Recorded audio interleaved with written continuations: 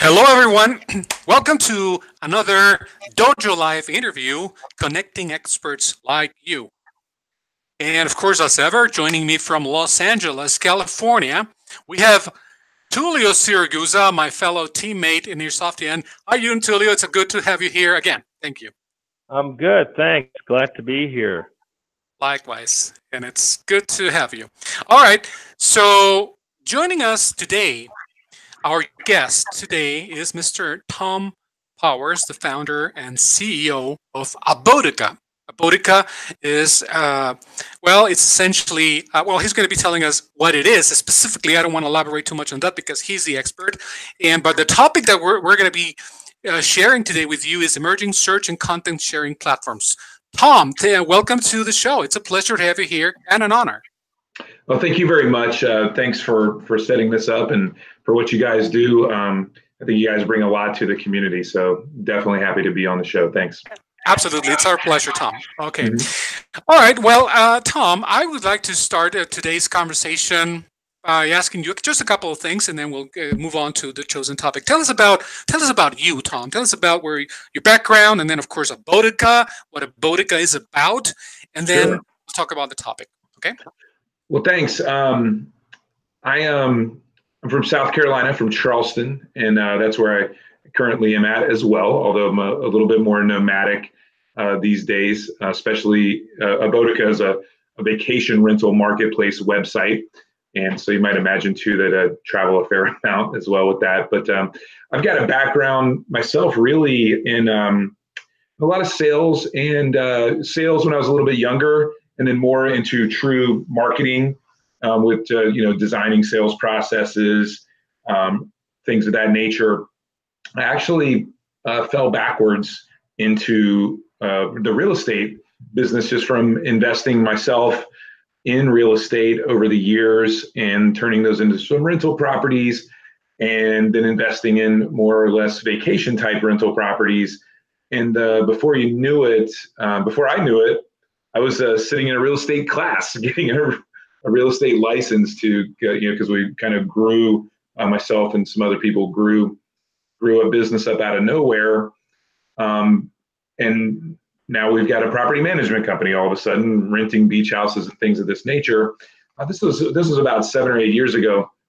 And so just in a quick summary, that has spearheaded me to take some sales and marketing experience that I've got, as well with a little bit of just development over the years, and some SEO experience as well, and content writing, and see some problems and needs in the marketplace in the vacation rental market space that we are making a run at, trying to get a piece of that market and to try to help correct that market a little bit. Thank you so much, Tom, for elaborating on that. So that was Abodeca. That was about you. And now, I understand, Tom, that for today's conversation, you chose the topic of emerging search and content sharing platforms. Yep. Or in other words, how a travel software platform can help viewers with alternative search options for vacation rentals. Is that right? So yeah. Tell us about that.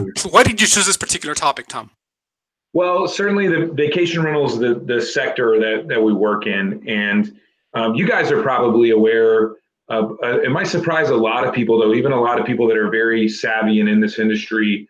But let me ask you, what do you think Booking.com is spending this year with Google for pay-per-click? Oh, they're one of the big ones. I think it's I actually got the stat at one time, something like close to $500 million or something, or some ridiculous number.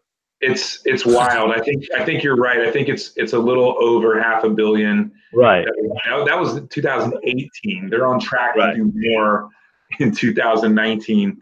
And if you were to add Booking.com, Expedia, which if you're not too up on the tech side of vacation rental, Expedia purchased HomeAway, VRBO.com, etc. a couple of years ago. So the Expedia group is a big one.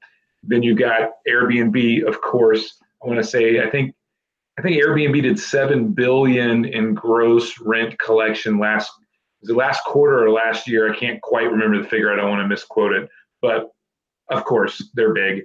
And then this starts to dwindle down into like TripAdvisor and their various offshoots like FlipKey and on down the line. But between, let's just say, these top 4 groups, right? Booking, Inc., Expedia Group, Airbnb, and TripAdvisor, they constitute by far almost just a huge number. Forget about the exact numbers.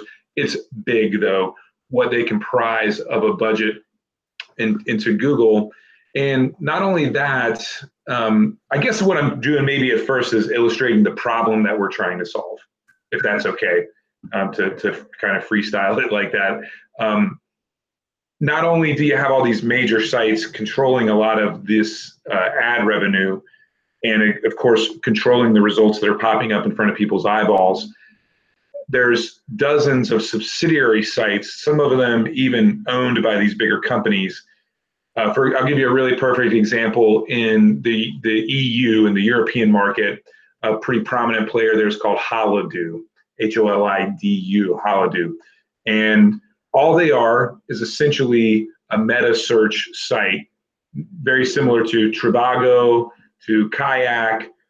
In the vacation rental sector specifically, there's one called Homes to Go, Homes to Go, tripping.com. There's a lot. All these sites do is simply redirect you to a VRBO or a booking.com listing.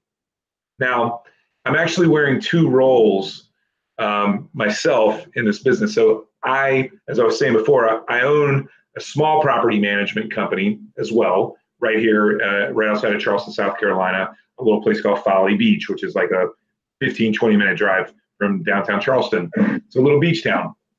So I'm the one as the property manager, and I own some of these properties myself. So, that piece of property, let's just call it 123 Ocean Avenue, right? Just that's the inventory, right? That piece of inventory is on booking.com, it's on Airbnb, it's on VRBO, it's also on my website with my own brand name. And now it's also on Abodeca as well. It's also on FindIt.com. It's also on FindRentals.com and some other sites. So I'll kind of get into that in a minute. But my problem that I have as someone that owns a piece of property and someone that's managing and trying to market a piece of property is that all of these bigger sites, the big problem behind this, and the reason why they have the billions of dollars to spend with Google, is because they've essentially created a situation where these big 4 companies are fighting against each other to get that same customer to book. And with Airbnb, for example, it's anywhere between about 6 to sometimes up to 17%. You can't really tell. It kind of changes with scale that they charge. The Expedia Group, VRBO, HomeAway, stuff like that is 10%. Booking.com, 15%. 15%. Now think about that for a second. When you're going on your family vacation, which the average family vacation is around $2,500, and you're adding another 15% premium on top of that, that's a lot of grocery money. That is a couple of rounds of golf. That is a couple of nice dinners. That's the percentage that's being spent that you're basically us consumers are subsidizing. Is that what you're saying? Absolutely. Okay. Absolutely. Yeah. So, it's not a whole lot if you look at Airbnb and you're renting a room in somebody's house for $50 a night. You don't really, the 12% or whatever it is you're getting hit for doesn't really seem like a lot of money. Okay. And I'll give it to them. Like, I don't know, I can go off in a lot of directions here. I do want to say one thing. 10 years ago, when a lot of these sites emerged and came around, they helped me build my property management business, right? They were the first to the table. Obviously, too, about a little over 10 years ago, we had quite a revolution with these things right here, right? So 10 years ago, I did not receive a booking for my vacation rental over this device. Okay, and the 65-year-old grandmother, I want to talk about her in just a minute, which is a good little story that proves this point. She would never have considered renting a $10,000 a week beach house on one of these devices and pressing a button, right? So the innovation that's occurred across our entire consumer culture and just our culture in general with technology, I think it's really great in a lot of ways. I think it's just, obviously it's created tons of opportunity. It's made a lot of things easier. It's made a lot of things faster, and it's put access to things for all of us, for all of mankind, at our fingertips, which is pretty amazing. I mean, while I'm doing this interview with you guys, I could sit here off the air and I could book a sailboat to stay in Ibiza. You know what I mean? And do it and complete the transaction with my thumb. Isn't that amazing? Right? Like, it's just incredible. And I would never have had the opportunity to get in touch with that person or have, or even the experiences. You know, experiences is kind of like the next level there. The bad thing about that, though, that I think's bad, and I think a lot of other people do too, is that has started to come at quite a premium to deliver that. And in the beginning, when these things are being developed and everything else, you know, sure, it takes a lot of money. And listen, I'm a capitalist as well. Like I do like to think that I do things a little bit more for service first, and then profits and prosperity will come. But at the end of the day, everyone's trying to make a dollar, and it's fair. But I think 15% is quite high, and a lot of people do. So Tom, just kind of recap really quickly. Yeah. So you're saying these initially, a lot of these players, they obviously created competition and service value, et cetera, convenience. But now it's become almost like a quantopoly, if you want to call it that, right? So they're dominating the space. Yes. They own the eyeballs. They're basically controlling who gets access to what, and spending a lot of money, and those costs are being passed down to the consumer. So what is that someone would call it beautiful capitalism? It's fantastic. That's what makes this country great. But what is it that's become a problem that you're solving with what you're doing specifically? So there's a couple of things from a very much a tech perspective that have made a new situation possible, right? So one simple thing to understand, you know, AWS, I mean, amazing server space, speed, redundancy, and everything's never been more affordable and scalable. More importantly, I think, than affordability, scalability, to come in with a new idea to test, and hey, if it actually starts to work, cool, let's just scale up, right? That even wasn't that possible 10 or 15 years ago. Right. You know, the cost of development today is better. But here's a very interesting dynamic that's happened in the vacation rental space over the last couple of years. And so I don't know, let me just jump into it. So myself, as a vacation rental property manager, I subscribe to a software, a cloud-based software called Kigo, which is Kigo. And they provide vacation rental software. And what's more important to understand is a service included with that called channel management. There's many of these companies that have sprung up over the last 5 years to really fill this need, right? The beautiful part of capitalism, let's say, or fair market, free market, is, hey, there's a need, let's innovate towards it and build something. So what channel management does for me as a property manager, you know, I've got all these properties, and I need to have them listed on Airbnb. I need to have it on VRBO. I need to have it on these other marketplace websites to be present in the market, or my properties wouldn't rent, because bottom line, whether I like their business tactics or not, not only has the consumer been funneled and corralled into this situation where kind of no matter where they go, they're paying somebody this exorbitant fee. I myself and every other property manager in the world is feeling this pain too. What happens if I've got, so my house, the same house, 123 Ocean Boulevard, right, or whatever this piece of inventory is, the same house, it's on Airbnb, it's on VRBO, it's on all these other websites. what happens when it books on VRBO for the week of the 4th of July, and 30 seconds later, somebody's on Airbnb looking at that property, thinking about booking it, right? So you have to have a way to manage that system. In the beginning, this was done with like iCal sharing and sloppy APIs that hardly worked at best. That has tremendously changed so much in the last 5 years, which makes it totally awesome. So if you were to look at Abodeca right now, and I think as we were saying before we started, Abodeca's just got out of kind of like minimum viable product stage. So when you look at it today, just even understand we're about to drop some new user interface changes. We're about to add roughly about 4,000 more properties. There's only about 3,000 properties on there now, but there's a pretty good mix, especially if you're on a desktop and roll down to the map. You can even look at Mexico. We've got some already in Cozumel and Cabo. Got really starting to get some good listings in Florida, things of that nature. Some of the major markets in the U.S. We even picked up some listings in the French Alps over in France. So some pretty cool stuff there too.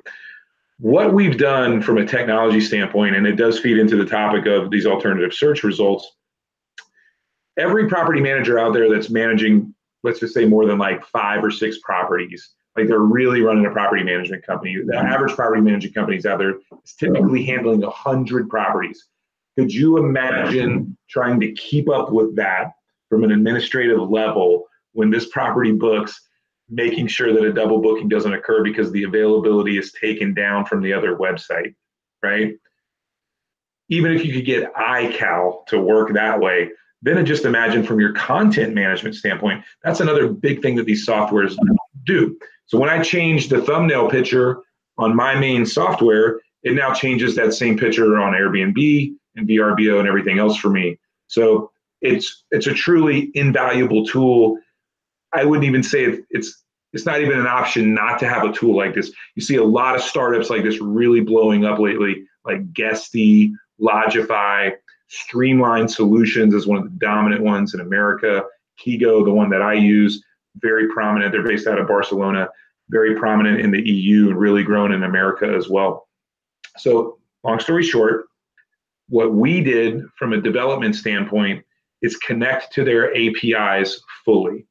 So when you go into Abodeca today, that's being fed, all that data is being fed over from an API, as well as the entire checkout process, which is completely connected into their software's backend to that property manager's, to their own merchant account, so that they're remaining the merchant of record with it, and that's who the customer is dealing with. So from a lean perspective, right, if you were to take like a Six Sigma type approach, which we kind of have done to designing a business model, we are able to deliver an instant booking experience to the consumer that the property manager has full control over because it's their content at the end of the day. They're completely handling the pricing and everything. So if you think about from our aspect, we can run a very lean operation because we're not the one completing that transaction with the consumer. They're completing it with the property manager who has a perfectly viable website, perfectly viable merchant account. They're the ones you're renting the house from anyway. They're the ones that can properly answer the questions you might have about your vacation rental experience. So to get back to the question you asked, I'm sorry, I can go off on tangents, and I apologize, but how that pertains to emerging search platforms, if you don't mind and will indulge me, let me tell you this story about this 65-year-old grandmother, okay, to prove this point. So I still answer the phones at least one day a week at my own vacation rental company just to keep my finger in that business too, although I pretty much have stepped away from it. I still do at least one day a week. And answered the phone recently. Very nice lady. I assume she was around 65 years old, just assuming, because she was renting a house for her adult children. They got the grandkids or whatever. They're actually renting our nicest house, which is like a beautiful 6-bedroom elevator right on the beach, like 10 grand a week in the summer. Like, you know, top-notch home, top-notch rental and everything else. After just introducing herself, she says, "Hey, would you mind if we booked directly with you? We found this on another website, but the booking fee was just outrageous." So now this is her words. So I went online and I searched around for the house name and whatnot, and I found your company, and I figured I would just call you directly because are you the guys really managing it? And I said, yes, ma'am, no problem. Of course, we would love to do that for you. Now, first of all, isn't it kind of sad that she even feels like she has to ask permission not to go through one of these other marketplace websites and cough up at least 10 to 15%? Kind of crazy, right? So as from a hypothesis or whatever you want to say, if a 65-year-old grandma can figure out how to search around and find us, well, what if we just made an understanding that, granted, longer chain keyword, granted, not as high of a search volume, but ultra valuable search that person's doing, and optimize not only our website, but other websites where we share that distribution on, like FindIt.com, and even in Facebook, in Twitter feeds, in Pinterest, YouTube videos, you name it, anywhere that will get a nice index point. Well, that's where we're driving our bookings at today. So to me, I'm sorry to interrupt. Just to clarify, I want to really clarify, make it simple for the audience. So your site, your platform aggregates, let's just say, rental properties, right? Right. And I, as a consumer, can either book through the site or contact directly the listing agent or property manager. Correct. But even when you're booking through our site, you're still booking really directly with them. So okay, so you're just facilitating access to the inventory directly and bypassing the basic the basic search capability or typical big OTA kind of marketplace.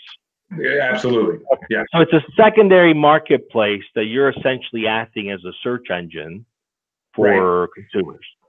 So so is this the plan? Is it your plan to go direct and build a direct to consumer strategy, or is it to license this technology to a property manager, or both? Where is this going in terms of your product strategy?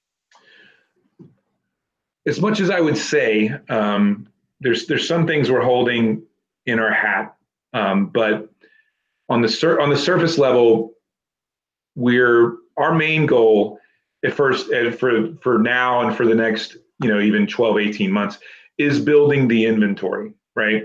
So doing the development to connect to the APIs of these various vacation rental software solutions will then rapidly allow us to build inventory. For example, last week we picked up 220 listings around Daytona, Florida, in the time it took us to enter the API key, right? Whereas, and keep in mind too, this radical opportunity only exists today. And that's why Airbnb had to build listings basically one at a time 10 years ago, because there wasn't these APIs to connect to, if that makes sense. So step one is really becoming a property manager focused organization and more of a cooperative. Some of the other founding members of our company also own property management companies. And that's really who we're going after, is the property management community, because that's who we are too, but also because it's very dense and we can grow listings at a pace never before possible, because all of this is just coming together now with the rise of API. I think in tech, the rise of API over the next decade is not about even the technology. It's about the opportunity to let ideas rise to the top a lot easier than ever before. We've been able to accomplish even what we've done so far on such a lean budget, but still we're already starting to deliver bookings for people, save people money, and give people more access. And we're going to be able to scale that at a pace, and an efficiency level that's just so awesome. So to answer the question, that when we have a lot more density, we're doing very small niche targets today in some social media and a little bit of even paid advertising too. Keep in mind, Facebook could drop vacation rentals as a subsection in marketplace tomorrow and, you know, really shake up the game. If you look at what Instagram is doing with story ads right now, and you could niche and target that, and these property managers get a little more savvy with how they might start adding that into market their own properties and things of that nature. I think Instagram is going to be bigger for the tour guide industry than anything else as a real ad driver. But without getting too off topic, our strategy going to the consumer today, our traffic bookings and things like that occur when people are naturally changing their search behavior, right? So a big part about what our premise is, and even my whole philosophy on this stuff, is it's not just emerging search markets, it's the emerging search behavior of your average consumer becoming more and more aware every day of like, wait a minute, yeah, a lot of this stuff on page one on Google might not actually be the best deal that I can get, right? And when you can see that search behavior and optimize towards that, that's where I think the secondary market becomes a really valuable thing to go after to grow, because it wouldn't take, in my opinion, I mean, relatively, it wouldn't take much to get some serious viral messaging out there for people in the travel. And this is travel in general. This is not just the vacation rental market. You know, you see a lot of people making very direct pushes. American Airlines, really interesting stuff recently in travel. They're sick of the meta sites and the OTAs, and everybody's sick of the OTAs. You brought that word up, OTAs. For anyone listening, in the parlance of travel tech, OTA stands for online travel agency. What is that? Orbitz, Expedia, Priceline, Hotels.com, etc. In the general travel space, specifically in the vacation rental space, you know, Booking.com and things of that nature. So yeah, the OTAs, listen, they've had a good run. Don't ever feel bad for them. You know, they've got money stacked up to the ceiling, but that's what we're going for. Sure, to be disruptive in a way, but we're not doing it to be disruptive or bad to anybody. I myself, as a property manager, just want to talk to the customer. The customer just wants to talk to me and book a rental. That's all we want to do. And all of this stuff that's gotten in the middle of that, that's also costing both sides a lot of money. I'll say one last thing on that point. Every day, when we're getting inquiries from people, we'll get something like this example every day. Hey, our budget's $2,000 for the weekend. With all the fees and everything, it really comes out of our budget. Would you mind lowering your nightly price some? Now, these big OTAs even tell people to do that. Hey, ask for a discount. A lot of times people will give you one. They don't give a crap. Why don't you ask Airbnb to lower their fee? See how that goes for you, right? So there's a lot of just built up tension, as you might can hear in my voice, of that frustration point. So we're trying to solve that by helping to promote these alternative search choices. So even I'm sorry. Again, unfortunately, we're coming up on time. Time always flies. Okay, so as I understand it, it's pretty straightforward. I'm actually curious. One last question I have before we go is why you guys didn't choose to go the blockchain route, because that's basically what you're describing, is to eliminate the middleman in the process and give direct access for the consumers and also those who have the properties to not have an intermediary that adds all these fees. So the value proposition, just to clarify, the value proposition for the consumer is I get access to what I want to get access to without having to incur these extra fees. And for the property manager, I get to sell what I want without having to incur extra fees, which could potentially price me out of the market. Is that ultimately the value proposition? In a nutshell, absolutely. Okay. Well, that's great. I think there's always a market for a way to go direct, right? I'm curious. Did you guys ever consider building this on a blockchain technology, and why not, if that was a consideration or not? there's some things we're keeping in our hat for sure. um, you know, I would love to further that conversation.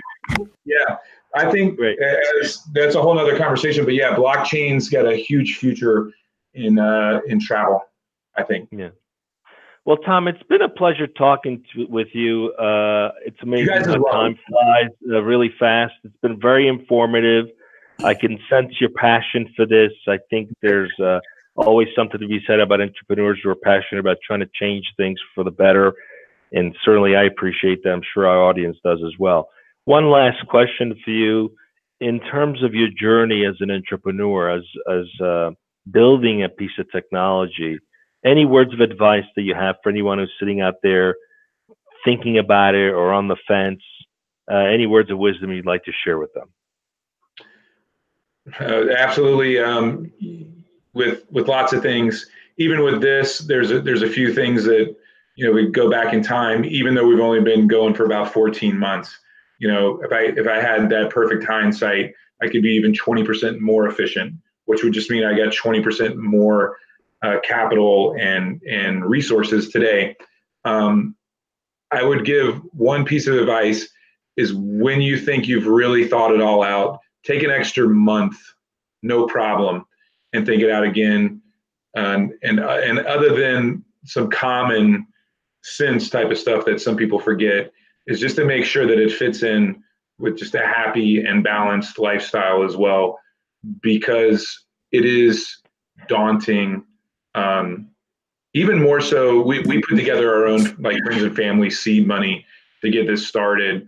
It's been easier for me in the past to do things all with my own money. I will say, when you start to become the steward of other people's capital and other people's aspirations, it's a big responsibility, and you gotta very much be ready to take that. And I think the best defense and the best armor that you can wear when doing this kind of venture is to make sure you got really good balance in the other parts of your life as well. And you know, you got to work hard, but you got to go for a walk on the beach whenever you can too, if that makes sense. Great advice. Thanks, walk Tom, on the beach, Carlos. Tulio. That's going to be easy for you, Tulio. You're right there by the beach. It's been so cold for over a month here in LA. I want my money back. I thought it was supposed to be nice there all the time. You know what I hear like is 40, amazing? 50 degrees. It's like, I want my money back. It's been raining and cold. What happened to Southern California weather? I just had a friend that basically moved to Bogota, and he says it's just amazing. Like, he thinks there's a lot of future in Bogota. The weather is supposedly incredible. But anyway. Well, here I'm based out of Mexico City, Tom, and people are boiling down to charcoal because, you know, it's way over about 30 degrees Celsius, and people are complaining. But anyway, I mean, that's a lot for these standards. For Mexico City standards, so it is a lot. So anyway, well, I need to wrap up, Tom. And before we go, and this is for everyone here, the audience. Just a quick announcement. This is about next week, right here on DojoLIVE. I excuse me, my throat is betraying me. Next week, we are going to be having the presence. We're going to be chatting with. Let's see who our next week's guests are. Actually, we're gonna have a double whammy because we're gonna be chatting with two guests at the same time. The conversation is going to be with Tasneem Damen or Damon, and she is the CIO and of a company called Connected Canadians, along with Emily Jones Joannis. Also, she is the COO of Connected Canadians. Connected Canadians is a platform. It's kind of unique because it's a platform whose sole purpose is to connect older adults with technology training and support. So, Tulio, maybe you and I are going to be first two customers, right? So, we're getting there. Yeah, we're getting there. Okay. I got a year old just yesterday, so we're getting there. Yeah, exactly. So, and the topic is going to be technology as an enabler. So that should be interesting for us, older folks out there watching or who will be watching. And of course, going back to our guest, Tom,